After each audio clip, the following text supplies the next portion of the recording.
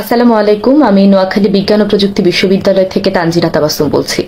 আপনারা ইতিমধ্যেই জেনেছেন নোয়াখালী, ফেনী, কুমিল্লা সহ দেশের বিভিন্ন বন্যা দুর্গত এলাকায় আমাদের বিশ্ববিদ্যালয়ের শিক্ষার্থীরা দিনরাত কাজ করে যাচ্ছেন, বোট নিয়ে যাচ্ছেন, রেস্কিউ টিম হিসেবে যাচ্ছেন।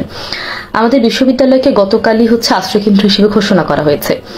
বন্যা দুর্গত এলাকায় গর্ভবতী, শিশু, নবজাতক, বৃদ্ধ, মানুষের যে কি করুণ অবস্থা তা চোখে না দেখলে বিশ্বাস করা যায় না। তো এই মুহূর্তে আমি আমাদের বিশ্ববিদ্যালয় এবং রেস্কিউ টিমের সার্বিক পরিস্থিতিটা আপনাদেরকে জানাবো। পাশাপাশি যারা বাসায় আছেন এবং কোনো কারণে বের হতে পারছেন না কিংবা বন্যা দুর্গত এলাকায় যাওয়া যাদের পক্ষে সম্ভব নয়, তারা কি করতে পারেন, কিভাবে সাহায্য করতে পারেন, তাদের করণীয় কি তা বলবো। দেখেন, গতকাল যাদের উদ্ধার করে আনা হয়েছে তাদের মধ্যে নারী এবং পুরুষের থাকার জন্য কিন্তু বিশ্ববিদ্যালয়ে আলাদা ব্যবস্থা করা হয়েছিল।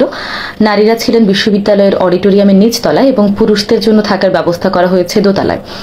সার্বিক পরিস্থিতিতে তদারকি করার জন্য বিশ্ববিদ্যালয়ের রোভার স্কাউট থেকে শুরু করে বিএনসিসি, সাধারণ শিক্ষার্থী সকলেই কিন্তু সারা রাত সেখানে ছিলেন।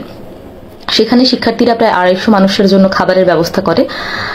ভালো একটা বিষয় হলো, গর্ভবতী নারী যারা ছিলেন তাদেরকে কিন্তু মেয়েরা নিজেদের যে আবাসিক হল আছে সেই হলে নিয়ে নিরাপদ আশ্রয় দেয়, কারণ স্বাভাবিকভাবেই গর্ভবতী নারীদের একটা এক্সট্রা কেয়ারের দরকার পড়ে। তো আমাদের মেয়েরা কিন্তু তাদেরকে নিজেদের সাথে রুমে নিয়ে গিয়েছে, অর্থাৎ আবাসিক হলগুলোতে নিয়ে গিয়েছে।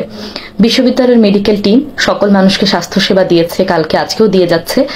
একটু আগেও সকালের দিকে আজকে একজন গর্ভবতী মা অসুস্থ হয়ে পড়েন এবং তাকে হসপিটালে নিয়ে যাওয়া হয়। আলহামদুলিল্লাহ, তার একটি নবজাতক শিশু হয়েছে। শিশু এবং মা দুইজনই এখন সুস্থ আছেন। তো এই যে একটা দেশের অবস্থা, এই অবস্থায় কিন্তু প্রত্যেকটা মানুষ ঝাঁপিয়ে পড়ছে বন্যা দুর্গত মানুষদের সহায়তা করার জন্য, মানুষের পাশে দাঁড়ানোর জন্য। কিন্তু অথচ এই অবস্থায়ও কিছু অসাধু ব্যবসায়ীরা যা করছে তা আমার ভাষায় বলার মতো না। ভীষণ লজ্জা লাগে এই জিনিসগুলো দেখলে। তারা যে কি শুরু করেছে এটা আপনি নিজ চোখে না দেখলে বিশ্বাস করবেন না। ওই যে কথায় আছে না, বাঙালি যদি জানতো কাল কিয়ামত হবে তাহলে কিন্তু কাফনের কাপড়ের দামটাও বাড়িয়ে দিত। এমনিতে এই কথাগুলো আসলে উঠে না। দেখুন, আমাদের যে শিক্ষার্থীরা প্রাণের মায়া ত্যাগ করে পানির নিচে ডুবে থাকা মানুষগুলোকে উদ্ধার করতে যাচ্ছেন, ছুটে যাচ্ছেন কুমিল্লায়, ছুটে যাচ্ছেন ফেনীতে, নোয়াখালীর প্রত্যন্ত এলাকায়, তাদের অনেকের লাইফ জ্যাকেটের প্রয়োজন আছে। তাদের নিজেদের সেফটির জন্য যেমন প্রয়োজন, তেমনি মানুষকে উদ্ধারের জন্য প্রচুর পরিমাণে লাইফ জ্যাকেট প্রয়োজন। তাছাড়া বুট জুতোর প্রয়োজন, আপনার রেইনকোটের প্রয়োজন। এখন এই জিনিসগুলো কিন্তু তাদের কিনতে হচ্ছে। কারো কাছে কিন্তু এগুলো আগে থেকে মজুদ নেই।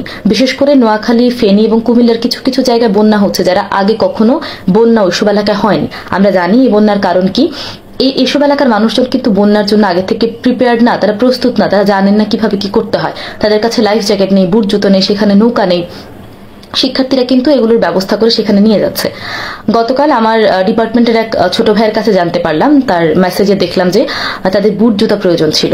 তারা লাইফ জ্যাকেট, রেইনকোট, বুট জুতো এসব কিনতে গিয়েছে এবং তারা দেখে যে সময় সুযোগ বুঝে যে অসাধু ব্যবসায়ীরা আছে তারা এগুলোর দাম কয়েক গুণ বাড়িয়ে দিয়েছে। আপনি ভাবুন এরা কেমন মানুষ। এই সময় এসে এদের এভাবে অমানবিক ব্যবসা করার প্রয়োজন হচ্ছে। এখন বর্তমানে বিশ্ববিদ্যালয়ে কিন্তু ক্রমান্বয়ে আশ্রয় নেওয়া মানুষের সংখ্যা বেড়েই চলেছে। তাদের খাবার, ওষুধ, শিশুদের খাবার, যারা নবজাতক আছে বা যারা 6-7 মাসের শিশু আছে, ওদের কিন্তু খাবারের প্রয়োজন হচ্ছে। মেয়েদের স্যানিটারি ন্যাপকিন, শুকনো জামা কাপড়, প্রচুর জিনিসের প্রয়োজন হচ্ছে। শিক্ষার্থীদের পক্ষে এত টাকা ম্যানেজ করা কতটা কঠিন তা আপনারা বুঝতেই পারেন। তাই যারা পারবেন বিশ্ববিদ্যালয়ের রেস্কিউ টিমকে আর্থিক অনুদান পাঠাবেন। আপনাদের পাঠানো 1 টাকাও এখন মানভাসী মানুষের অনেক অনেক উপকারে আসবে। মানুষগুলো আসলে তাকিয়ে আছে সারা দেশের মানুষের দিকে। কথায় আছে না, ক্ষুদ্র ক্ষুদ্র বালুকণা বিন্দু বিন্দু জল গড়ে তোলে মহাদেশ সাগর অতল। আমি আসলে রেস্কিউ টিমের নাম্বার আপনাদের কাছে দিয়ে দিচ্ছি, স্ক্রিনে থাকবে, পাশাপাশি আমি কমেন্ট বক্সও দিয়ে দিব।